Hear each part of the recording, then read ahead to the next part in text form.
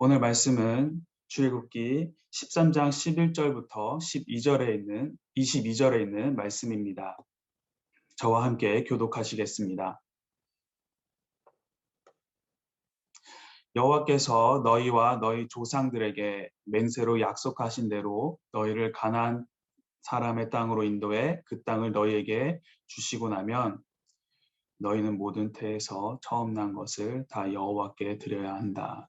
너희 가축들 가운데 처음 난 것도 모두 여호와의 것이다. 처음 난 나귀는 모두 어린 양으로 대신에 값을 치르도록 하라. 만약 값을 대신 치르지 않을 경우에는 그 목을 부러뜨리라. 또 너희 모든 아들 가운데 맏아들을 위해서도 다른 것으로 값을 대신 치러야 한다. 장차 너희 아들이 너희에게 이것이 무슨 뜻입니까? 하고 물으면 너희는 이렇게 말해주라. 여호와께서 그 강한 손으로 우리를 이집트에서 종살이 하던 그 땅에서 이끌어내셨다. 바로가 완강하게 우리를 보내주지 않을 때 여호와께서 사람이나 짐승이나 할 것 없이 이집트의 모든 맏아들을 죽이셨다. 그런 까닭에 내가 태에서 처음 난 모든 수컷을 여호와께 바치고 내 모든 맏아들을 위해 대신 값을 치르는 것이다 라고 말이다. 그것이 너희 손의 표시가 되고 너희 이마의 상징이 될 것이다. 여호와께서 그 손의 힘으로 우리를 이집트에서 이끌어내셨기 때문이다. 결국 바로는 그 백성들을 보내줄 수밖에 없었다. 그때 하나님께서는 블레셋 사람의 땅으로 지나가는 길이 가까움에도 불구하고 그 길로 인도하지 않으셨습니다. 이는 하나님께서 그들이 전쟁을 당하면 마음이 바뀌어 이집트로 돌아갈지 모른다라고 염려하셨기 때문입니다. 그래서 하나님께서는 그 백성들을 이끌고 광야 길로 돌아 홍해 쪽으로 향하신 것입니다. 이스라엘 백성들은 이집트 땅으로부터 대열을 지어 올라갔습니다. 모세는 요셉의 뼈를 가지고 나왔습니다. 요셉이 예전에 이스라엘 아들들에게 맹세시키기를 하나님께서 분명히 너희를 구하러 오실 것인데 그때 너희는 내 뼈를 이곳에 갖고 나가도록 하라고 했기 때문입니다. 그곳은 숲곳을 떠나 광야 끝에 있는 예단의 진을 쳤습니다. 여호와께서는 앞서가시며 낮에는 구름 기둥으로 그 길을 인도하시고 밤에는 불 기둥으로 그들에게 빛을 비춰 그들이 밤낮으로 갈 수 있게 해 주셨습니다. 22절 말씀 함께 읽겠습니다. 낮에는 구름 기둥이 밤에는 불 기둥이 백성들 앞에서 사라지지 않았습니다. 아멘. 어제 말씀 에서 언급된 것처럼 이스라엘은 태에서 처음 난 것을 구별하여 하나님께 올려드려야 한다. 이것이 초태생의 규례입니다. 초태생에 대해서 어저께 이렇게 말씀하시고 그리고 오늘 11절과 12절에서 반복해서 이 초태생을 이야기를 하십니다. 그러면서 이 초태생에 대해서 13절에 처음 난 나귀는 모두 어린 양으로 대신 값을 치르게 하라고 하시면서 처음 난 나귀를 추가하여서 초태생을 설명을 하십니다. 이스라엘의 그 모든 율법과 제사 규정이 오실 예수님을 예표를 하고 있습니다. 그러면서 오늘은 특히 이 나귀를 말씀하시면서 이 규례를 다시 한번 언급하신 것은 예수 그리스도의 그 대속에 대해서 정확하게 이야기해주는 대목이기 때문입니다. 여러분, 나귀는 되새김질을 하지 않는 동물 중에 하나입니다. 그리고 나귀는 굽이 갈라져 있지 않습니다. 되새김질을 하지 않고 굽이 갈라져 있지 않다. 이 말은 나귀는 부정한 동물이라는 것입니다. 그래서 절대 하나님 앞에 드릴 수 없는. 그래서 이 나귀는 죄로 인해 타락하여서 스스로 하나님 앞에 나아갈 수 없는 자신의 죄 또한 스스로 해결할 수 없기 때문에 죽음으로 그 대가를 치러야 하는 존재인 바로 죄인된 인간, 우리들을 상징하기도 합니다. 상징을 합니다. 그런데 나귀를 대신해서 죄인된 자들을 대신해서 하나님 앞에 설 수 있는 재물이 있습니다. 바로 나귀를 대신해 값을 치른 어린 양, 예수 그리스도이십니다. 예수님께서 이 땅에 오셔서 택하신 자들을 위해서 십자가에 못 박혀 죽으심으로 그들의 죄를 주님께서 대속하셨습니다. 그렇게 그들을 세상에서 구분을 지으시고 하나님의 자녀, 거룩한 백성으로 세상과 완전히 구별된 삶을 살라라고 하십니다. 이렇게 세상과 구별된 삶을 사는 자, 그리스도인이 된다는 것, 하나님의 자녀가 된다는 것은 바로 우리들의 생각이 바뀌고 행동이 바뀌는 완전한 새 사람으로 거듭나는 것입니다. 이렇게 될 수 있는 원동력이 되는 것은 이스라엘을 이집트에서 이끌어내신 강한 손, 주님, 그 주님의 말씀입니다. 말씀을 묵상하고 그리고 입으로 계속해서 흘러나오게 하고 그렇게 해서 묵상을 깨닫게 하신 하나님의 그 뜻 안에서 살아가는 것. 그렇게 할 때 우리는 우리의 생각이 바뀌고 언어가 바뀌게 될 것입니다. 그리고 취미가 바뀌고 우리가 즐거워하는 영역, 그 목록 자체가 바뀌게 될 것입니다. 그렇게 바뀐 우리들의 모습을 보고 우리가 하나님께 속한 사람이라는 것을 우리 주변 사람들이 또한 알 수 있게 될 것입니다. 그 뒤로 이어지는 17절부터 그리고 21절에서 이집트의 노예에서 해방되어서 하나님의 백성으로 새롭게 나신 이스라엘 백성들의 그 광야의 삶을 오늘 말씀을 하고 계십니다. 먼저 17절과 18절에서 17절과 18절을 보면은 하나님께서 이스라엘 백성들을 이끄시는 모습이 나타납니다. 어떻게 이끄시나요? 바로 블레셋 사람의 땅을 지나는 것이 가나안에 가는 길에 가까움에도 불구하고 하나님께서는 블레셋 그 길로 가는 것이 아니라 돌아서 광야로 그들을 인도하십니다. 그러면서 그 이유를 그들이 전쟁을 당하면 마음이 바뀌어서 이집트로 돌아갈지 모른다라고 하십니다. 여기서 마음이 바뀔지도 모른다라고 하는 것은 가장 1차적인 그냥 이유입니다. 1차적인 이유입니다. 하나님께서 이스라엘 백성들을 다이렉트 코스가 아닌 그 돌아가는 길로 보내신 것은 이보다 더 깊으신 뜻을 가지고 있기 때문입니다. 하나님께서 광야의 길을 택하신 그 이유는 이스라엘 백성들이 광야 길로 가야지만 그들을 쫓아오는 이집트 사람들로 인해서 홍해의 기적을 체험할 수 있고 그 다음에 시내산 언약을 경험할 수 있기 때문입니다. 그래서 점차적으로 이스라엘 백성들이 하나님 중심 공동체로 거듭나게 하기 위함입니다. 그러면서 이스라엘이 그렇게 성장을 하고 그래서 가나안을 정복할 수 있는 완전한 하나님의 군대로 그들을 성장시키기 위해서 이스라엘의 광야의 시간을 하나님께서 광야로 인도하신 것이죠. 그 시간이 필요했던 것입니다. 하나님께서는 때론 우리들이 전혀 이해할 수 없는 광야의 길을 가게 하실 때가 있습니다. 그 길은 비록 우리가 전혀 예상하지도 못한 그리고 우리가 보았을 때는 전혀 필요 없어 보이는 길이라는 생각이 들 때도 있습니다.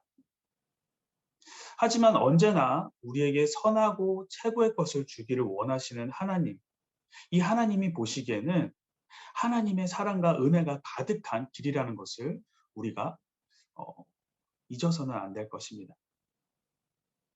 다윗은 하나님께 기름 부음을 받은 이후에 많은 이스라엘 사람들로부터 영웅적인 환대를 받습니다.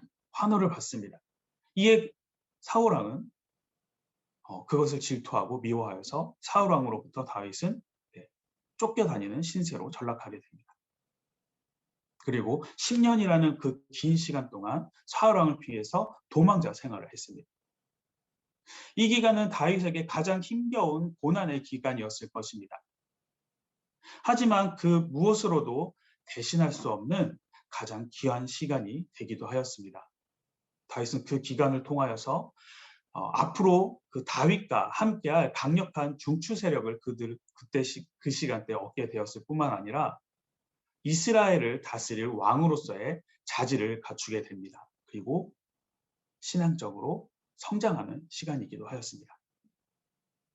다윗은 이 10년이라는 그 긴 시간 동안 하나님을 원망하지도 하나님을 버리지도 않았습니다. 저버리지도 않았고 하나님만을 더욱더 의지해야 된다는 것을 깨닫게 되었습니다. 이렇게 깨달음을 얻게 된 다윗 왕은 이스라엘 역사상 가장 위대한 왕이라고 기록되어져 있습니다. 하나님께서 우리에게 주시는 고난, 이 고난은 꼭 하나님의 징계나 저주만을 의미하는 것은 아닙니다. 때로는 우리를 성장시키고 우리가 예상하지 못한 더 큰 복을 누리게 하기 위한 하나님의 방법이 되기도 합니다. 그래서 바울은 로마서 5장에서 환난 중에 즐거워한다라고 고백을 하죠. 환난은 인내를, 인내는 그 신앙의 성숙을, 그리고 그 성숙함을 통해서 구원에 우리가 이르게 됩니다. 그래서 하나님께서는 때론 우리들을 고난, 그 광야의 길로 인도하시기도 합니다. 하지만 그 길은 절대 멸망하거나 우리를 죽음의 길로 이르게 하는 길은 아닙니다. 그 길은 우리를 성장시키고 주님의 영광의 길로 이르게 하기 위한 과정입니다. 그렇기 때문에 그런 시간이 왔을 때, 그런 시절이 왔을 때 낙담하고 좌절하고 하나님을 원망하는 것이 아니라 우리를 위해서 하나님께서 준비해 놓으신 그 우리가 전혀 예상하지 못하는 주님의 크신 사랑과 은혜를 기대하고 바라면서 믿음으로 인내하며 이겨나가시기 바랍니다. 그럴 때 하나님께서는 우리로 하여금 그 광야의 시간을 이겨낼 수 있는 길을 열어주시고 힘을 주시고 우리와 동행해 주실 것입니다. 20절을 보면은 이스라엘 자손들이 숫곳이라는 곳에서 출발을 합니다. 그리고 광야 끝에 있는 에담에 진을 칩니다. 숫곳이라는 의미는 오두막이라는 뜻이고 그 다음에 에담은 요새라는 뜻을 가지고 있습니다. 집을 짓기 좋은 오두막이라는 곳과 탄탄한 요새라는 뜻을 가지고 있는 예담. 하지만 이스라엘은 그 요새라는 그 예담에 성을 쌓지도 집을 짓지도 않습니다. 이스라엘 사람들은 그곳에 장막만을 칩니다. 그리고 그 장막에서 평생을 거주하는 것이 아니라 또 장막을 걷고 이동을 합니다. 그러면서 계속 이동을 하죠. 어디까지 계속 이동을 해야 마치는 것인가? 바로 이스라엘 백성들의 목적지인 가나안 땅에 가야지만 이 장막을 치고 걷는 이 이동은 끝이 납니다. 그렇기 때문에 이들은 인간의 기준으로 보기에 집 짓기 좋은 숲곳이 견고해 보이는 예담에 머물리지 않고 계속해서 하나님께서 제시하신 가나안을 목적으로 삼고 이스라엘 백성들은 끊임없이 나아갑니다. 이러한 이스라엘의 행보는 본향인 천국을 향해 하나님 나라를 향해 가는 우리들에게 아주 큰 의미를 주고 있습니다. 그것은 바로 이 땅에서 안주할 집을 짓지 말라는 것입니다. 조금 더 풀어서 이야기하면은 이 땅에서의 삶에 연연하여서 하나님이 우리에게 말씀하신 하나님 나라를 잃어버리지 말라는 것입니다. 이 땅의 것에 연연하여서 하나님이 우리에게 주신 하나님 나라를 잃게 되면은 어떻게 되는 것일까요? 그것은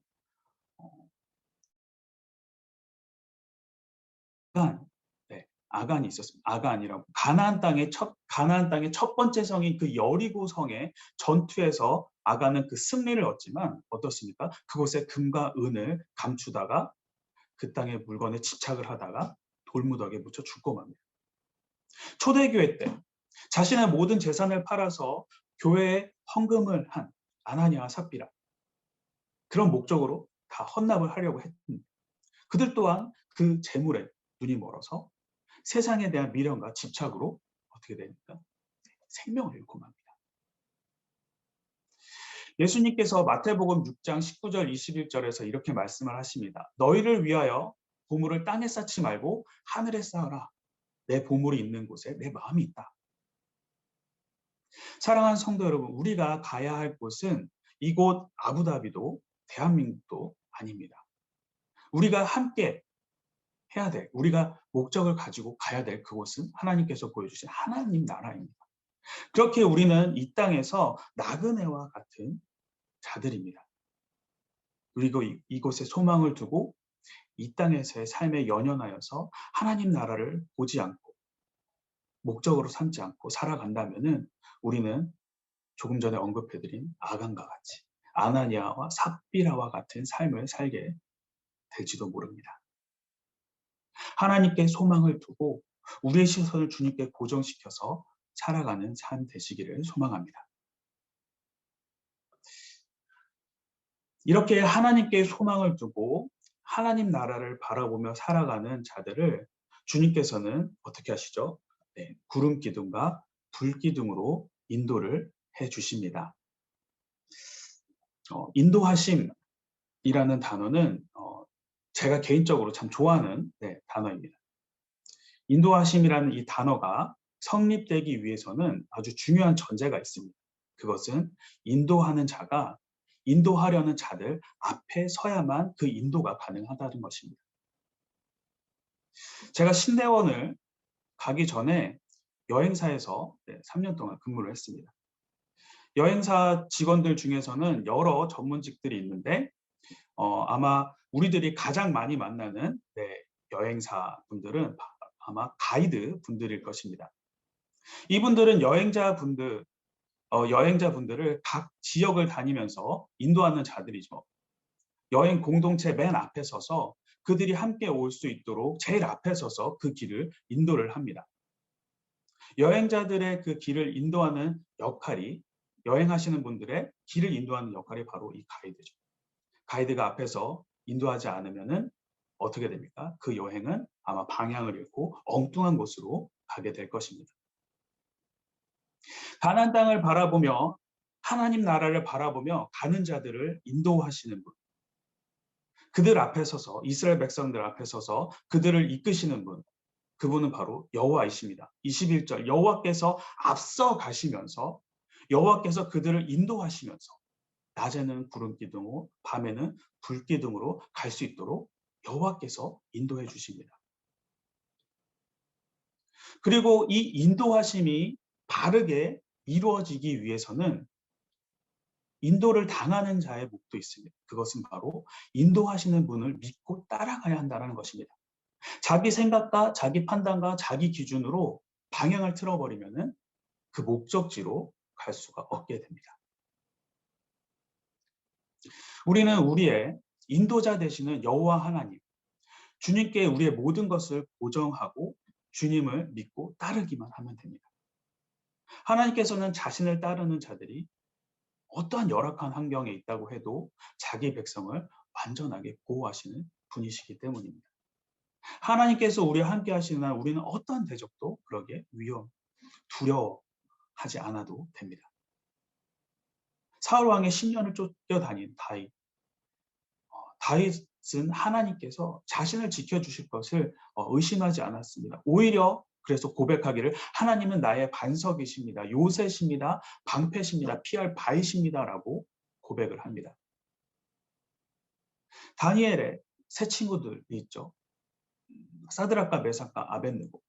이들은 그 느부갓네살 왕의 명령에도 불구하고 주님을 당할 그 직전에서도 그 순간까지도 끝까지 두려워하지 않고 하나님을 믿었습니다. 그 결과는 어떻습니까? 바로 하나님을 따르는 그들을 하나님은 털끝조차 타지 않게 보호를 하십니다. 이처럼 하나님은 어떤 상황 속에서도 하나님의 인도하심에 아멘하며 따르는 나오는 자들을 보호하십니다. 그리고 하나님의 보호 아래 주님의 그 날개 아래에 있는 자들은 누구도 해할 수가 없습니다. 하나님께서는 자녀된 자들의 머리털까지도 세신다고 하셨습니다. 그만큼 우리를 사랑하시고 곁에 두고 하시는 분이 바로 하나님이십니다. 이런 하나님의 보호, 그 하나님의 인도하심을 믿고 따른다면 우리는 언제 어디서든 안전하고 하나님께서 지켜주시고 보호해 주실 것입니다. 그렇다면 우리를 향한 이러한 그 하나님의 보호하심과 인도하심에는 멈춤 또는 쉼이라는 것이 존재할까요? 오늘 말씀의 그 마지막 절인 22절에서 하나님의 임재하심을 나타내는 그 구름 기둥과 불 기둥이 백성들 앞에서 사라지지 않았다라고 이야기를 합니다. 언제나 이스라엘 백성들과 함께 하시면서 친히 그들을 하나님께서 인도하셨다라고 합니다. 하나님께서는 바로가 군사를 이끌고 이스라엘 백성들을 따라올 때, 그리고 이스라엘 백성들이 광야 생활 때 물이 떨어졌을 때도, 먹을 것이 떨어져 굶주렸을 때도 하나님께서는 이스라엘 곁에서 동행하셨습니다. 떠나지 않으셨어요. 그리고 그 모든 순간순간들을 그들 곁에서 도우셨습니다. 홍해를 가르시고 물이 터져 나오게 하고 또 만나를 내리게 하셨습니다. 이스라엘 백성들이 그 순간 하나님의 도우심을 기대하고 하나님을 의지하여서 말씀대로 하기만 하면은 하나님께서는 그 모든 문제를 해결해 주셨습니다.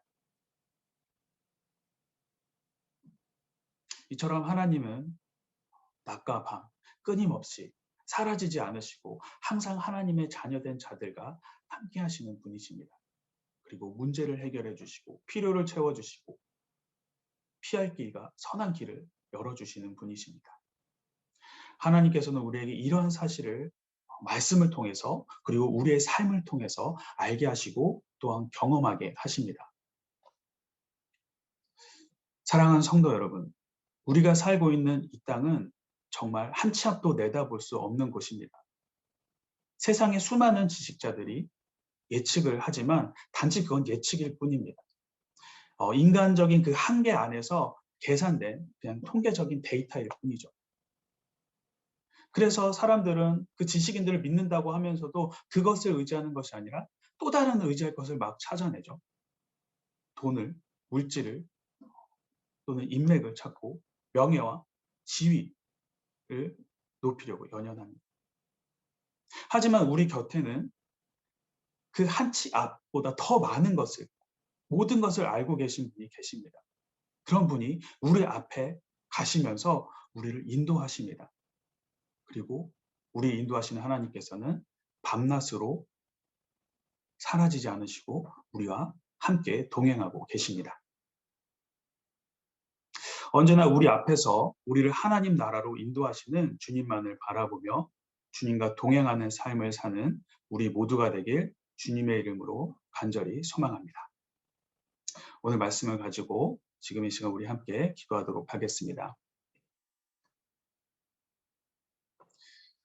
첫 번째, 우리의 죄를 대속하시고 자녀를 삼아주신 주님, 우리의 마음과 삶과 행동이 주님의 자녀다운 모습으로 변화되게 하여 주시옵소서. 두 번째, 주님의 자녀된 자들에게 그 광야의 시간을 이겨낼 수 있는 힘을 주시고 주님 중심된 자로 거듭나게 하여 주시옵소서. 세 번째, 우리를 인도하시는 주님, 세상의 어떤 유혹 속에서도 주님께 시선이 고정될 수 있도록 굳건한 믿음을 허락하여 주시옵소서. 이 세 가지 기도 제목을 가지고 지금 이 시간 우리 함께 기도하도록 하겠습니다.